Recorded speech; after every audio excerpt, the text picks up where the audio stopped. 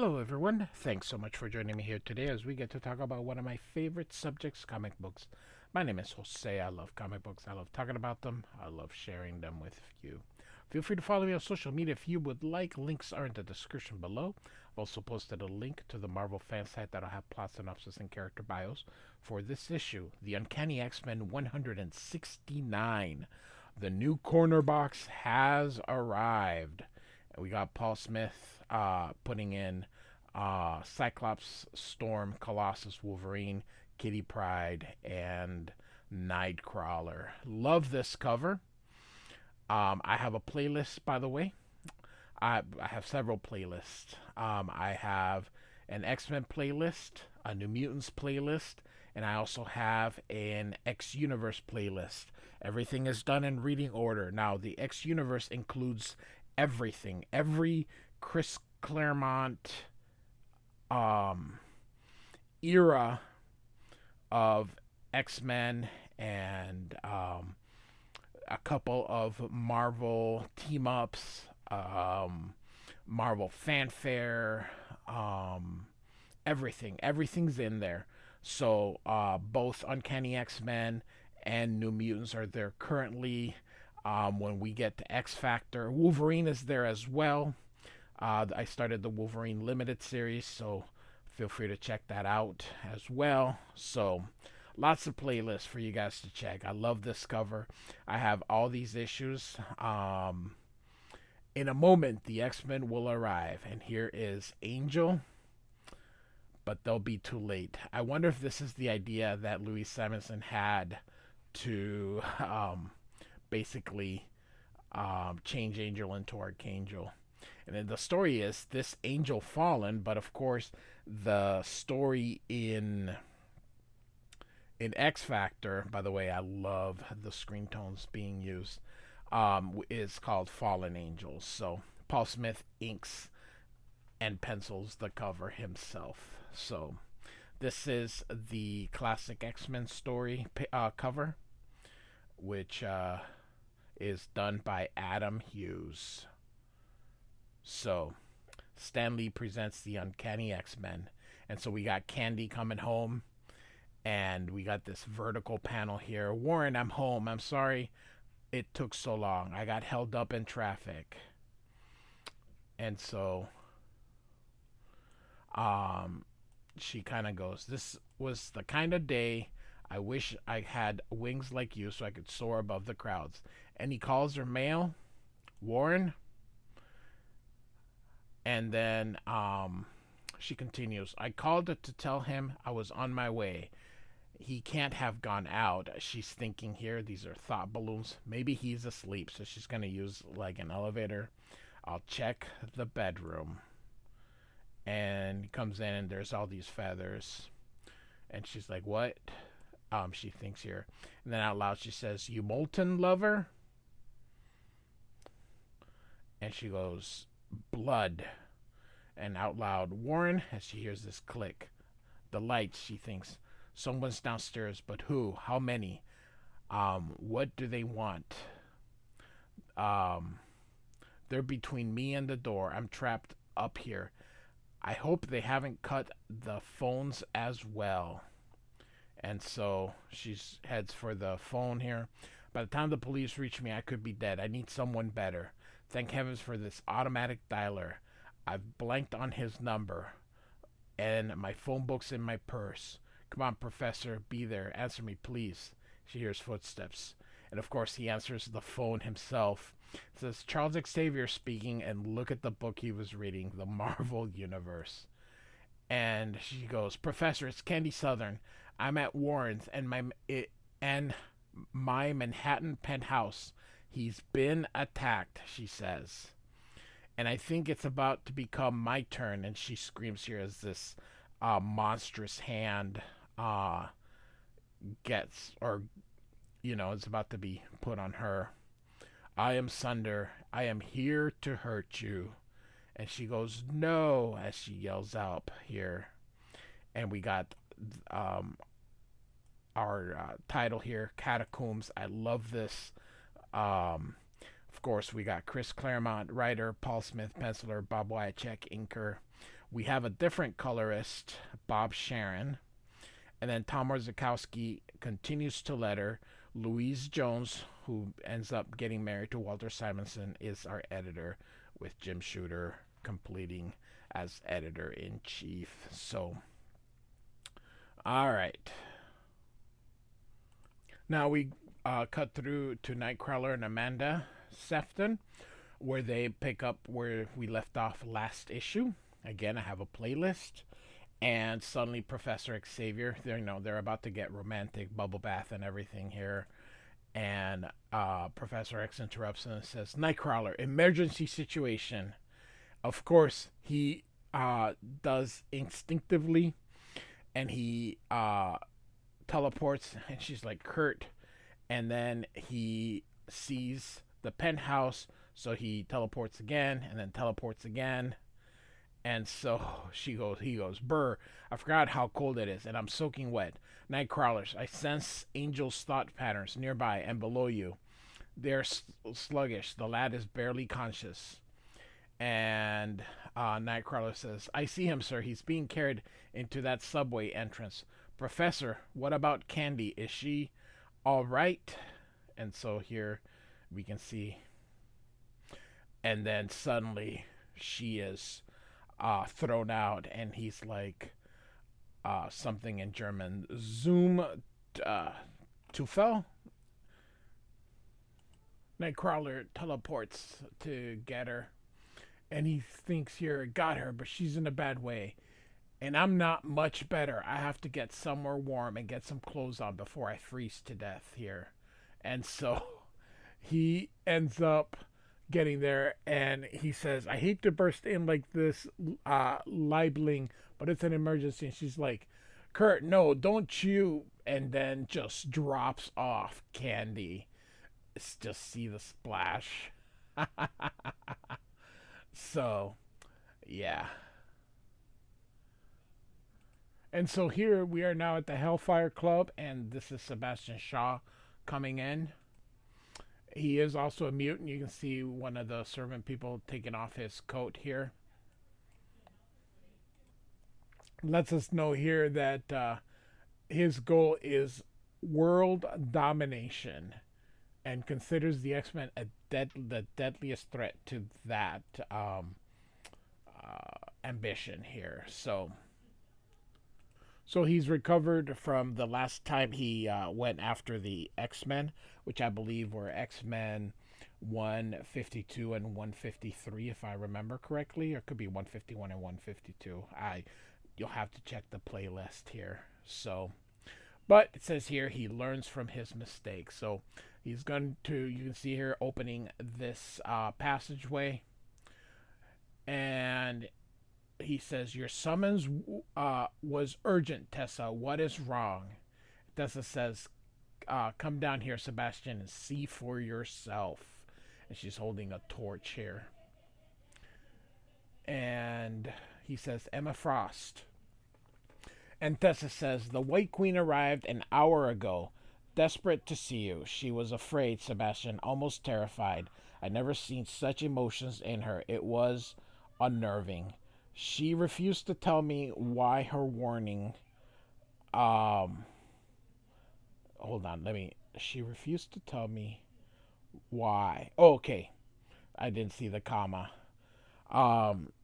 So her warning, she said, was for your ears alone. I had the strangest feeling she was trying to protect me." And so you can see Emma Frost here. And Sebastian says, "She's a telepath. Why didn't she simply establish a mind link?" And Tessa says, "Perhaps some force prevented her, the same that struck her down." And Sebastian says, "Explain." So Tessa continues, "In mid-sentence, she collapsed. I've examined her and diagnosed her condition as total catatonic schizophrenia, a withdrawal from reality so complete it borders on a living death." I love the coloring. I love it when during this era, the printing was getting better, so you could see that they were able to add subtleness into the colors. Not too much, but a little bit. So Tessa continues. Her psionic defenses were formidable. Uh, to overcome them so quickly would require an antagonist of phenomenal strength and skill. And Sebastian then says the only telepath who fits that bill is the founder of the X-Men, Charles Xavier. But I find that hard to believe. He's too high-minded and honorable. So Tessa then goes, I love the panel, kind of giving us another perspective here. Why go to all this trouble, Sebastian? If someone wanted the White Queen silenced, why not simply kill her?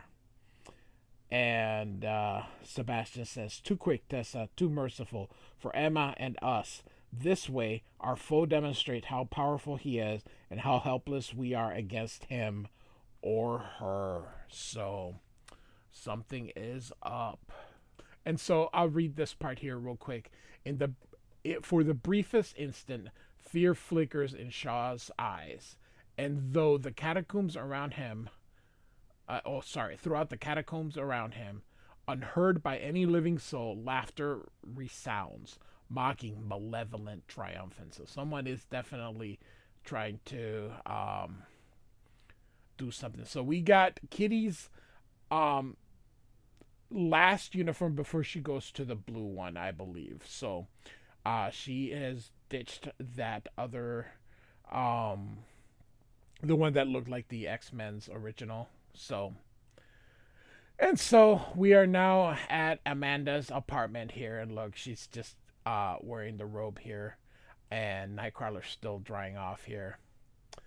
And Candy explains everything that happened here, and Kitty says, that sounds awful, and here's Loki'd, who is now her dragon.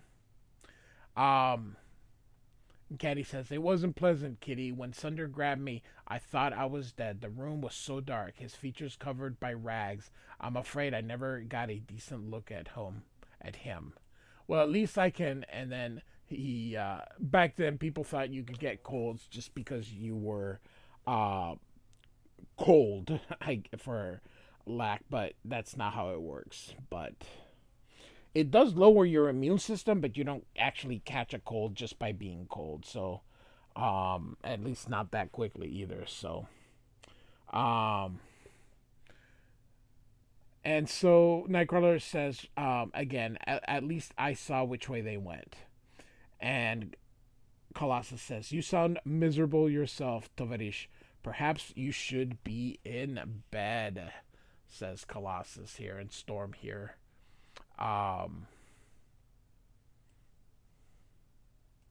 So Nightcrawler says, nothing I'd like better, Colossus, but with Wolverine off to Japan, Lord knows why, we're short-handed as it is. We can't afford to leave me behind. A mug of one of Amanda's miracle potions should put me right. Of course, the Wolverine limited series, I have already covered issue 1 because we're doing everything in reading order. And so Amanda says, that's already in the works, lover. Storm, I'd like to help if you'll have me. And Storm says, your offer is appreciated, Amanda. I would rather you stay with Candy in case Angel's kidnapper make another try at her. If they do, I guarantee them some rude surprises, she says off panel. And so Storm says, Professor, can you read my thoughts? Perfectly, Storm, says Xavier's. We're ready to proceed, but our task would be far easier if we had a tracker. Since Wolverine is unavailable, might we use Rain Sinclair? In her lupine form as Wolfbane, she would have no trouble following Angel's trail.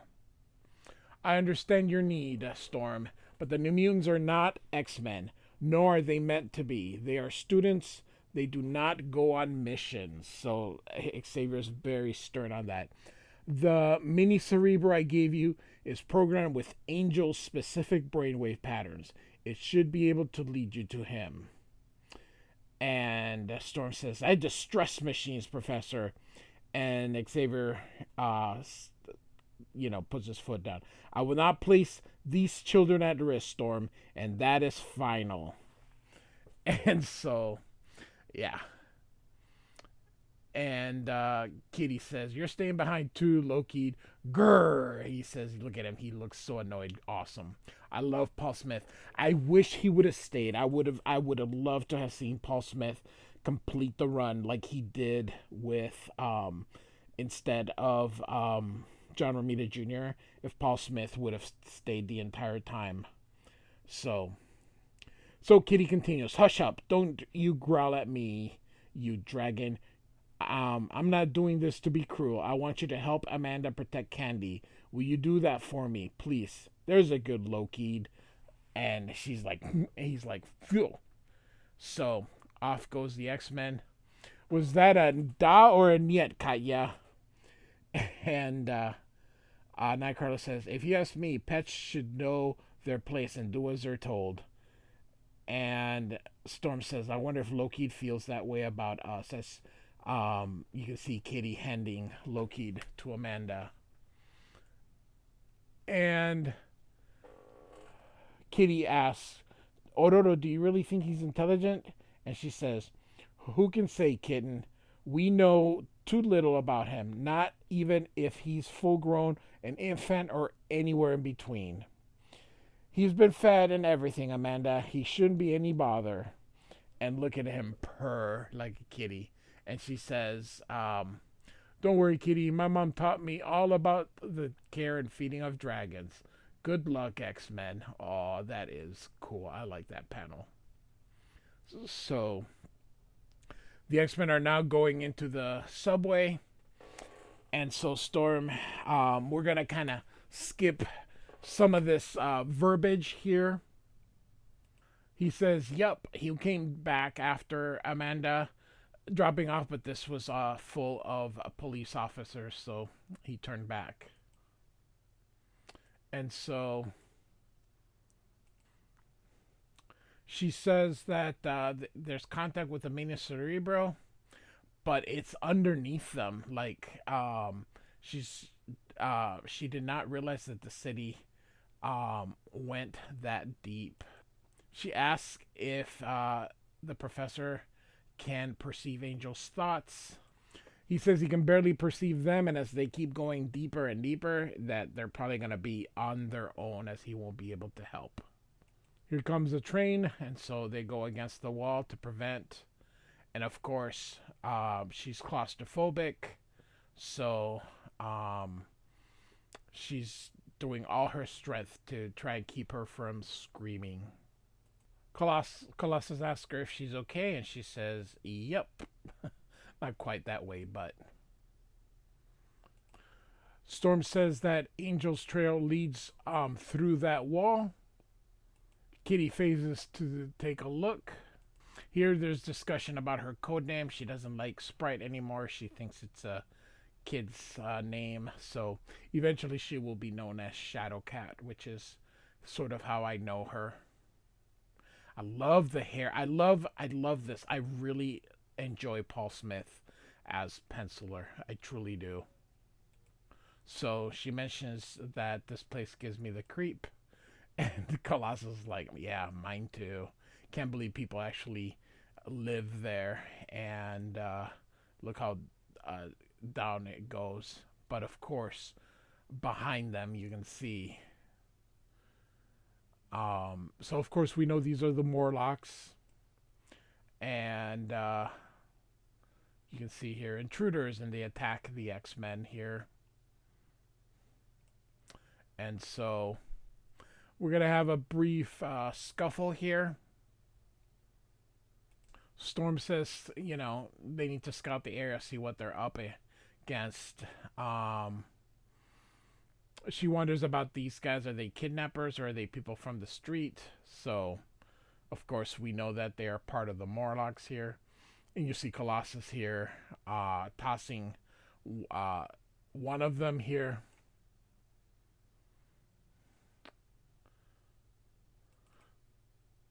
So Sunder here says, "Should we be fighting them? Cal, they're mutants like us." And of course, this would be Mask. And of course, this is Callisto. I don't know who this is yet. And Mask says, "Not like us, Sunder. They're pretty, hate them, want to hurt them. And Callisto says, "Be patient, Mask. You'll get your chance. For the moment, we wait and watch to learn what their powers are and how they use them. We'll lure our guests deeper into the alley, then we'll nail them." Then, of course, Kitty sees them, and she goes, "A scent, a young girl. Clean." He says, "Outsider." And of course, she's been spotted here. "Plague, she is yours." So that's this Plague. I believe Plague will be one of the Horsemen of Apocalypse, if I remember correctly, but don't quote me on that. I haven't read these issues in a very, very, very long time, probably going on 30 years. So it's part of the reason I'm doing this. I love reading comics with, and so that's how I came up with this channel, because I like reading them, and I was like, you know what, other people do it, so I'm gonna do it too. So Plague goes to touch her, but of course it doesn't work because Kitty's intangible. And Sunder says, "That won't keep us from her. Stand aside, Plague." And so you can see Sunder here. You see the shunk. And he takes out the wall here. I like this part here where Callisto says, like, "What are we going to do if you catch her?" So Callisto says, "Let her run. She won't get far. If a single molecule of the disease plague manifested remains on the girl's person when she solidifies, she's as good as dead," she says. So, and so here we have a Nightcrawler holding his own against these two here. Sorry about that. I was trying to pause it before I yawned, but I didn't, so I apologize. Alright, so here we go. She's not feeling very well, and someone's there. Is it Storm, perhaps? Of course not. We know it's not. But this is, of course, Caliban, which I had, like I mentioned, I have a playlist. So he goes and rescues her. Oh, not only does she have a plague, but she's in the friggin' sewers drinking. Oh, the water. Oh, filthy, filthy, filthy.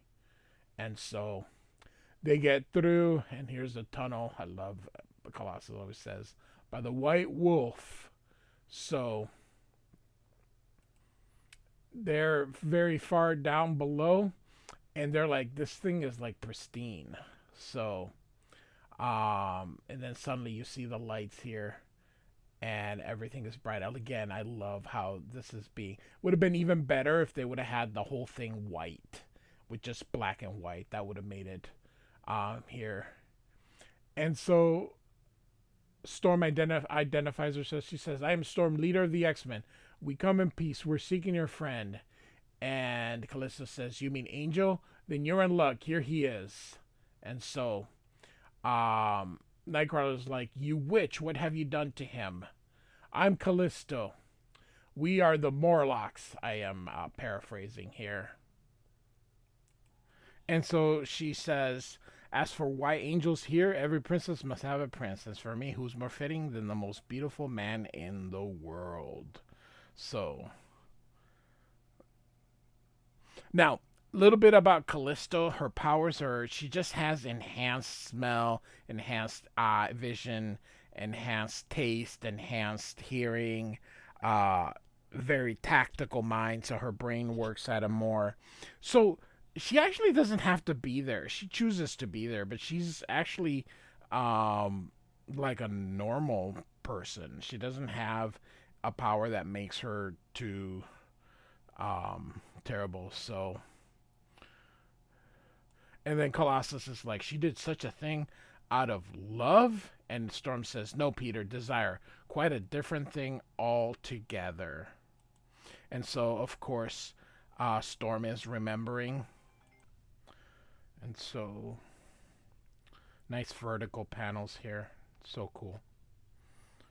"Make yourselves comfortable, X-Men. You're in time to witness a solemn ceremony. Our tunnels are vast, especially in the alley here, but there's still no place for a flyer." And you can see her, she's about to tear some wings here, or feathers out. I wouldn't want him to flutter about in the dark and maybe hurt himself. And just, oh, she's terrible. So I'll simply make sure he can't. And Storm says, she's clipping Angel's pin feathers. Without them, he's crippled. He cannot fly. You two free him, says Nightcrawler. I'll deal with this lady captor. And she says, Callista says, Morlocks to me.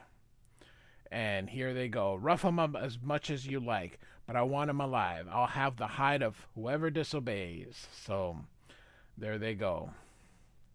Colossus, get Nightcrawler to safety. Callisto's army appears formidable, but my wind and a few well-placed lightning bolts should quickly scatter them.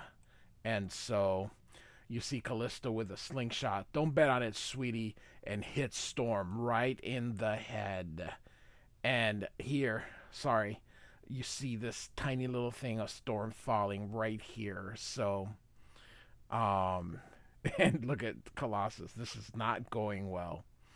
And he's just overwhelmed. And here we see Kitty Pryde sort of waking up here, and she's not feeling well, of course. She's sick because of plague. She tries to get up, but here comes Caliban, and she ends up fainting here. And Caliban says she's burning up with a fever. Caliban's beloved is dying. No, that Caliban will not allow. She will recover. Caliban will defy Callisto herself and force Plague to heal her. The Kitty Pryde will know then that it was Caliban who saved her. She will share his home and his life and remain with him in his catacombs forever. And so, to be continued. Uncanny X-Men 169, Chris Claremont, Paul Smith with Bob Wyacek in the inks. Like and subscribe. I do thank you for listening. Goodbye.